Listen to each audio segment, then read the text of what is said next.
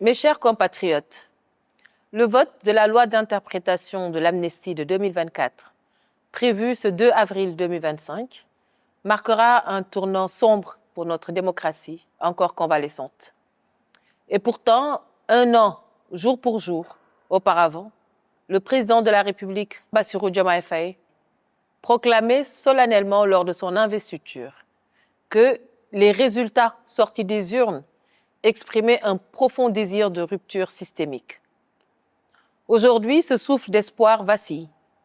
Les promesses de rupture s'estompent dans l'ombre d'un compromis douteux. La 15e législature, qui, elle, est née d'un immense espoir populaire, s'apprête à commettre une faute morale. Faire dire à l'amnistie de 2024 ce qu'elle n'a jamais voulu dire. Ce texte est une diversion face aux vraies préoccupations des Sénégalais. Une désillusion amère. Ce n'est ni ce que les Sénégalais attendaient, ni ce pourquoi ils se sont levés. Ils se sont battus et ils se sont sacrifiés. Ce n'était pas cela la promesse du Premier ministre le 27 décembre dernier lors de sa déclaration de politique générale devant cette même Assemblée nationale. Pour le principe, nous sommes clairement pour l'abrogation pure et simple de cette loi d'amnistie, même si nous savons que les effets de droit ne sont pas rétroactifs. La majorité a largement les moyens de faire abroger cette loi d'amnistie. Mais apparemment, la justice équitable ne l'intéresse pas. On pourrait convoquer tout l'arsenal juridique pour déconstruire cette proposition de loi. Mais ce serait par là accorder une dignité doctrinale à ce qui n'est au fond qu'un tour de passe-passe politicien, un bricolage législatif. Car une loi d'interprétation, comme son nom le dit, dans l'ordre juridique, n'a pas vocation à créer du droit nouveau. Elle devrait uniquement lever les ambiguïtés, elle peut préciser, elle peut clarifier. Or, cette proposition, elle invente, elle réinvente et elle travestit la loi initiale. Elle institue une amnistie sélective et donc injuste.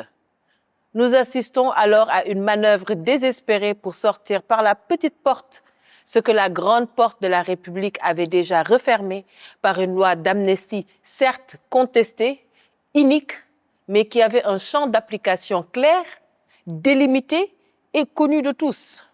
De plus, ce n'était même pas nécessaire, cette loi d'interprétation, car les incriminations visées par l'interprétation relèvent déjà des crimes internationaux, donc sont imprescriptibles et ne peuvent pas être couvertes par une loi d'amnistie nationale.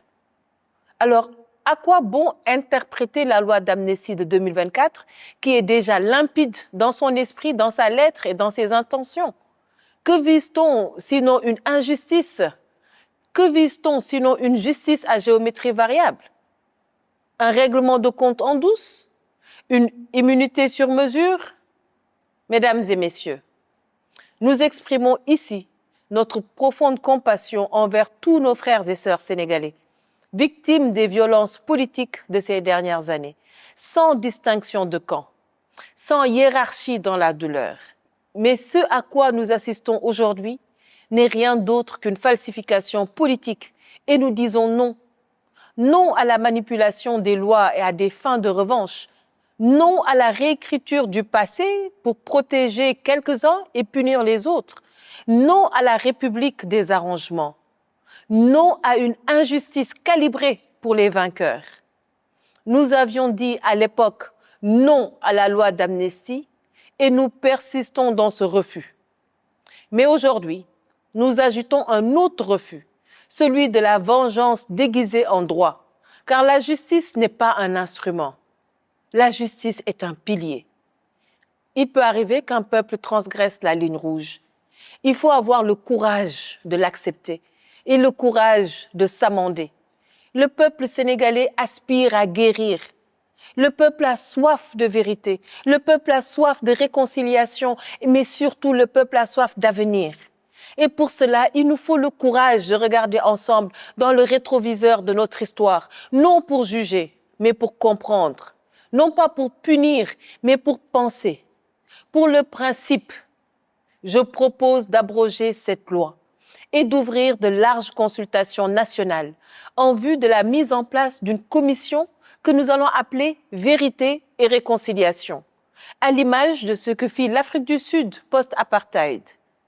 J'en appelle alors à la sagesse du président de la République et à l'engagement de la société civile, des guides religieux, des acteurs politiques et à tous les citoyens épris de justice. Car c'est cela, la voie de la grandeur. Pardonner, ce n'est pas oublier. Je répète, pardonner, ce n'est pas oublier. C'est refuser que le passé soit une chaîne éternelle. C'est choisir l'espoir. Nous sommes des démocrates. Si cette loi est adoptée, nous accepterons le verdict de la majorité, même lorsqu'elle est mécanique, brutale et écrasante.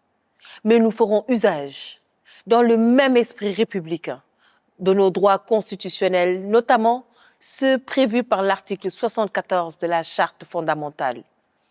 Nous saisirons le Conseil constitutionnel pour faire constater l'irrégularité flagrante de ce texte qui porte atteinte au principe de sécurité juridique, au principe de l'égalité des citoyens devant la loi et au respect de l'intention initiale du législateur. J'en appelle à la conscience des députés, à leur honneur, à leur sens de l'histoire. Celles et ceux qui ne veulent pas que demain, on leur reproche d'avoir été les complices d'un déséquilibre moral.